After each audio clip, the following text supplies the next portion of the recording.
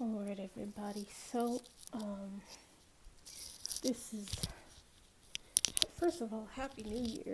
So, first chapter recorded on the new year. We are going to go downstairs and I'm going to read you chapter 18 of the Heir. Alright. And I'm going to try not to split my head open because I had to go to the bathroom and it was just this whole thing. But anyway, we're like halfway through the Heir, I think, and getting pretty juicy. She's going on dates, and I think we're getting somewhere. All right, let's grab a seat. Get yourself some drinks, coffee, whatever.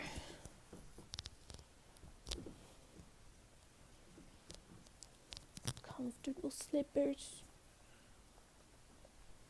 socks. I don't know. A recliner.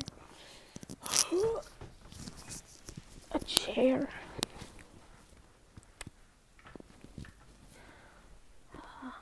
Chair would be nice.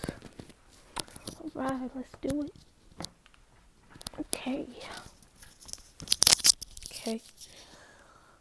Alright. Let me zip up my sweater so I can stop making that noise. That terrible, terrible noise. Oh, I hate that noise. Alright, chapter 18. Alright, Your Highness, whenever you're ready. The makeup girl did a last check, and I corrected my posture, reviewing the names in my head. I nodded, and the light on the camera turned red, telling me we were filming.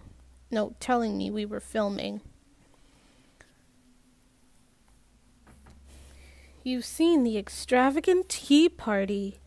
You heard about delicious food, and you saw all your breathtaking fashion. But why did you think... But who did you think should be eliminated? Yes, Sir Kyle. Yes, Sir Kyle looked somewhat less than maybe... Yes, Sir Kyle looked somewhat less than manly in my tiara, and Sir Hale nearly swept me off my feet. In a bad way, I concluded with a grin. But after much deliberation, with the two selections leaving us today, they are Kelsey Timber from White's and Holden Messenger from Bankston. How was your favorite doing? How was your favorite doing? Dying to learn more about the remaining contestants. Hungry for more. I don't really get this company. Hold on. Seeing the extra breathtaking.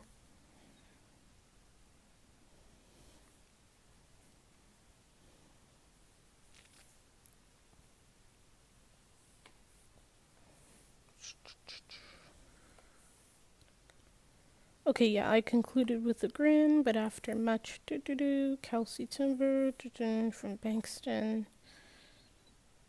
Okay, yeah. How is your favorite doing? Dying to learn more about the remaining contestants? Hungry for more selection-related news? Tune in to the report each Friday night for updates from me and the gentlemen themselves. And don't forget to look out for the exclusive programs dedicated to this selection, exclusively on the public access channel. I held my smile a few seconds longer. "Cut," the director called. "Excellent. Sounded perfect to me. But let's do one more for good measure." "Sure." "When will this go out?" "They'll edit all the footage from this afternoon's party tonight and get it out tomorrow. So this should be out on Monday." I nodded. "Great. One more time?" "Yes, Your Highness, if you don't mind." I swallowed and went over my speech again before pulling myself up into the exact same pose. At 9:10, I heard the knock on my door, and I skipped over to answer it. Kyle was there, leaning against the door frame, tiara in hand. "I heard you were missing this," he said jokingly. "Come in, loser."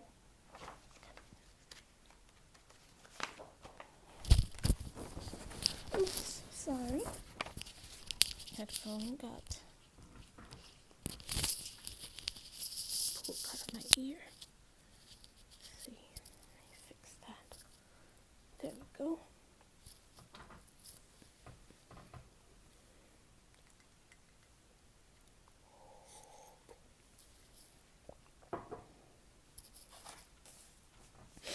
Sorry guys, I'm a bit stuffy. Come in, loser.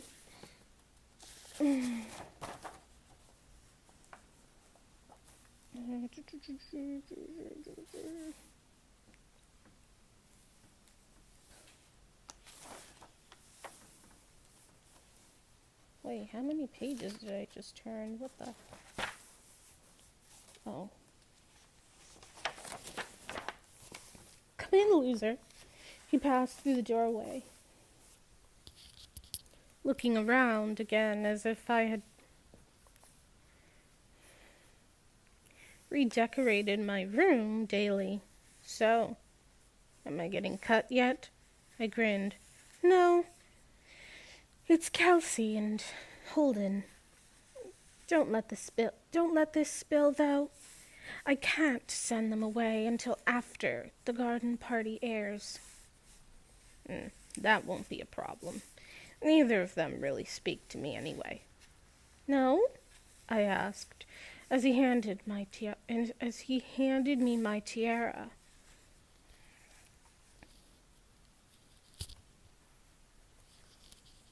I've heard they thought me being a part of the selection was unfair. And they're seeing our kiss plastered everywhere. Sealed that opinion." I placed the tiara on the shelf with the others. "Made a good call then, didn't I?" He chuckled. "Oh, brought you another present." "I love presents." "You'll hate this one, trust me." He reached into his pocket and pulled out that particular disaster of a tie. I figured if you were having a bad day, you could take it to the garden and burn it. Get your aggression out on something that wouldn't cry. Get your aggression out on something that won't cry, unlike Leland.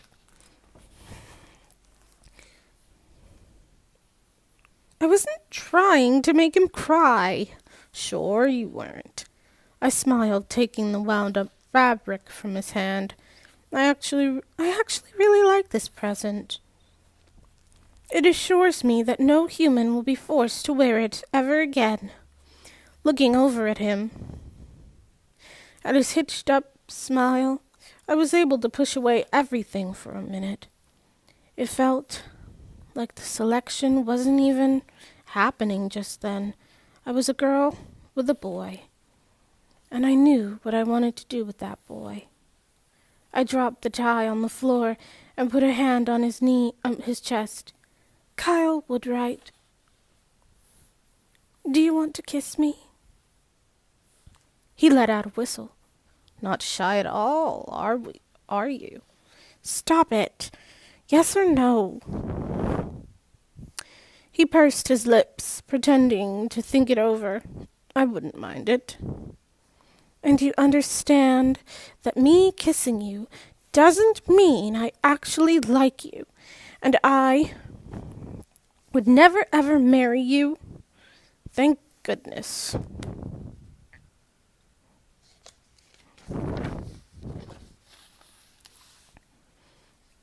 "Right answer." I wrapped my hands around his head, pulling him to me, and an instant later his arms were around my waist. It was the perfect balm for a long day. Kyle's kisses were direct and slow, and he made it impossible for me to think about much else. We toppled onto the bed, holding each other as we laughed. Of all things I thought would happen, of all things I ever thought would happen when my name was called, I never thought I'd kiss you. I never dreamed you'd be good at it. "Hey," he said, "I've had a bit of practice." I propped myself up on my elbow. "Who was your last kiss?" "Katerina. When the Italian family visited in August, right before I left." "That doesn't surprise me at all." Kyle shrugged, not ashamed in the slightest. "What can I say? They're very friendly." "Friendly," I repeated, rolling my eyes. "That's one word for it." He chuckled. "What about you?" "Ask Aaron. Apparently everyone already knows." Laren Troy's. "How did you find out?" We lay there laughing so much we were nearly crying. I played with a button on his shirt, and he twirled a piece of my hair between kisses, and the world shrank to just the two of us. "I've never seen you like this," he commented. "I didn't know it could be so easy to make you smile." "It's not. You must be in rare form today." Kyle wrapped an arm around me and placed his face inches from mine. "How are you feeling? I know this has got to be a crazy time for you." Don't, I whisper. "Don't what?" "Don't ruin this. I like having you here, but I'm not in need for a soulmate. You can be quiet and go back to kissing me, or you can leave." He rolled onto his back, silent for a few minutes. "Sorry, I just wanted to talk." "And you can, but not about you, not about me, and definitely not about you and me together. But it seems like you must be lonely. How in the world do you deal with that, with all this? How in the world do you deal with all this?" I huffed, standing and pulling him to his feet. "If I need advice, I talk to my parents. If I need a friendly ear, I have Aaron. You were helping for a minute, and then you had to start with the questions." I turned him around and pushed him toward the door. Do you realize how unhealthy that is? He asked.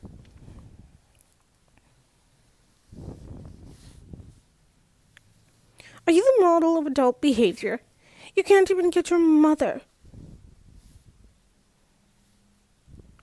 to cut the apron. You can't even get your mother to cut the apron strings." Kyle rounded back, staring me down. I was sure his anger was reflected in my face. I waited for him to scold me again, as he'd done 1,000 times growing up, but his eyes softened, and before I knew it, his hands were at the base of my neck, pulling me into him. He crushed his lips to mine, and I simultaneously simultaneously hated and adored him for it. All I could think was the way his mouth moved. All I could think of was the way his mouth moved, and how I seemed so fragile in his hands. The passion slowed until the kisses were so soft they tickled. When Kyle finally pulled away, he kept his fingers teasingly close to my hair, rubbing the skin absent-mindedly. "You are so spoiled, and you are so obnoxious, but I'm here." With a final kiss, he opened the door and left. I gazed around my room, dizzy with confusion. Why was he trying to find me? Why was he trying to get me to open up, when he clearly couldn't stand me, and I didn't like him either? Sometimes he could be as bratty as Josie. I went toward my closet to get ready for bed, and saw his ugly tie on the floor. I'd be doing everything to avoid a favor if I threw it away now. Maybe I would set it on fire the next time I was having a particularly wretched day. For now, I tucked it into a drawer. My thoughts the next morning were a mess. I kept wondering what Kyle's goal was last night, and I couldn't shake off how it made me feel. Similar to when Hale asked,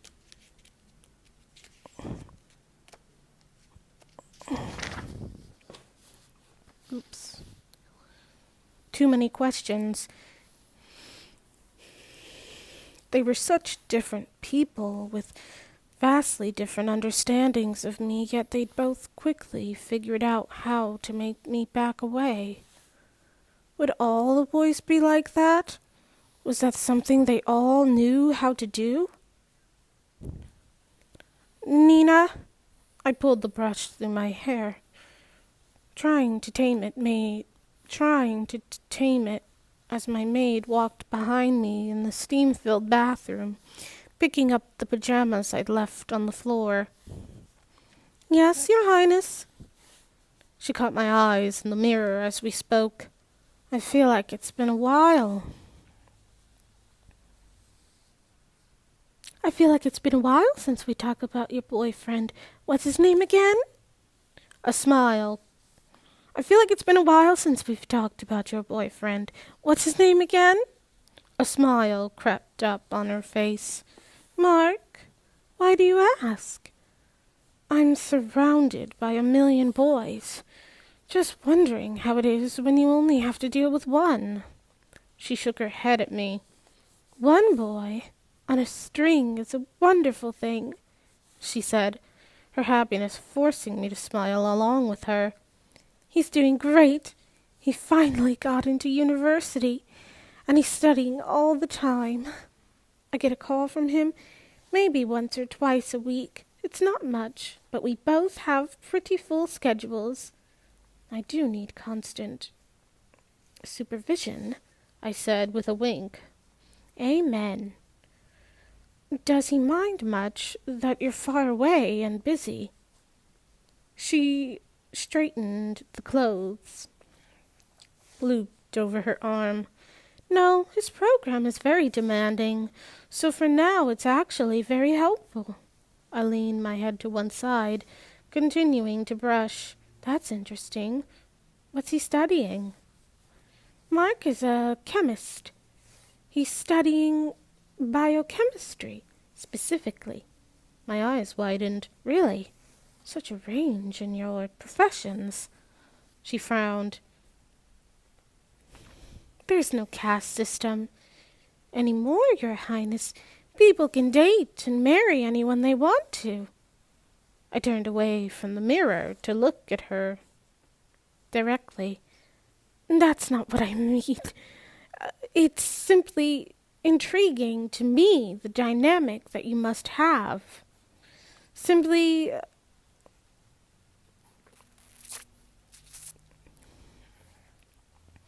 you have my laundry in your arms, and you have my laundry in your arms, and he might cure a disease. Those are two incredibly different roles in the world. Nina swallowed and dropped everything on the ground. I won't be doing your laundry forever. I made a choice to come here, and I can leave whenever I like. Nina! I don't feel well, she said abruptly. I'll send someone else up to help you. She didn't even curtsy. Nina, I was simply talking. The door slammed, and I looked after her, shocked that she so shamelessly left without permission. I hadn't meant to offend her. I was merely curious, and that one observation didn't even begin to touch on the things I truly wanted to ask about. I finished my hair and makeup on my own. When the substitute maid showed up, I sent her away just because Nina was in a bad mood. It didn't mean she could get out of her work. I could take care of myself, and she could clean tomorrow. I picked up the applications for the remaining boys of the selection. Whether I liked it or not, I knew what was expected of me. All I needed was to find situations that kept things as close to the surface as possible. Ian was certainly captivating. His charisma was almost too overwhelming. I wasn't sure I was prepared to spend time alone with him. Edwin was harmless enough. I pulled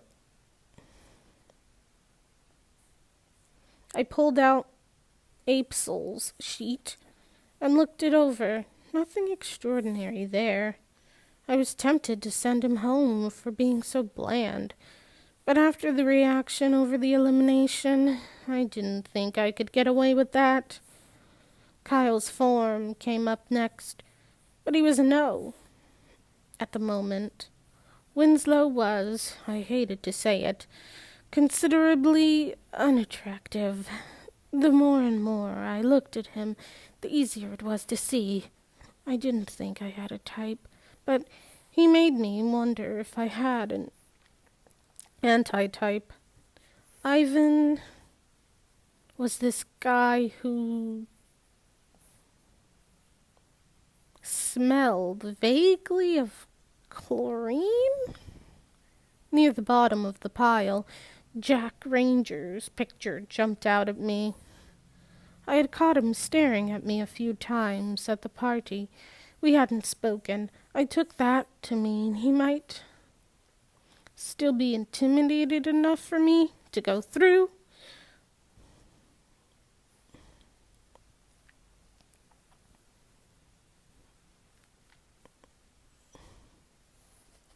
An evening together without him leaving me feeling as unpleasant as some of the others had. I wrote a note on my stationery inviting him to watch a movie with me tonight. That was an easy enough date. No unnecessary talking. I'd have a butler deliver it to him once Jack had joined the others. I was planning, always, to announce dates by sending a letter into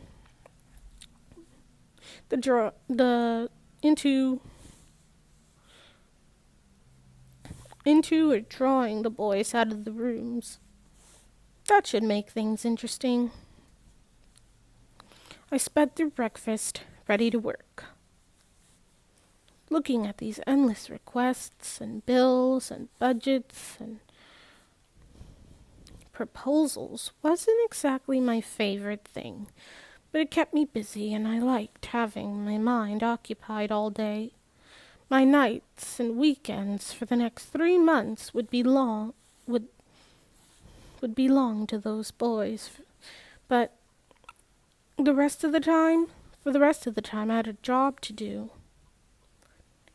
"Evelyn, dear," Dad said, taking a break for some tea, "I didn't get to tell you, but I thought the garden party was a success.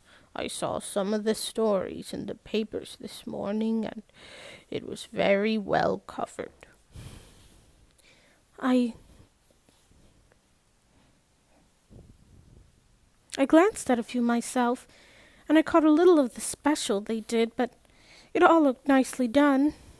I stretched in my chair, achy from, sitting still. He smiled. "Indeed. I think you should try to do another event like that soon. Something with the group that people can see.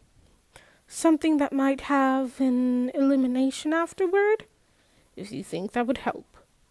I walked over to his desk, pouring myself some of his tea. "I think it adds something, like people might be more interested if their favorite might be on the line." He considered that interesting. "Any thoughts on how it would be structured?" "No, but I thought since we're supposed to be looking for a prince here, it might be good to test them on the things they would need to know as a prince. History or policy. I think there's a way to make it a playful kind of like a game show, maybe." He laughed. "Ah, the public would eat that up." I sipped my tea. "See? I have great ideas. I don't need a prince." "Evelyn, you could run the world on your own if you needed to. That's not the point," he said with a chuckle. "We'll see."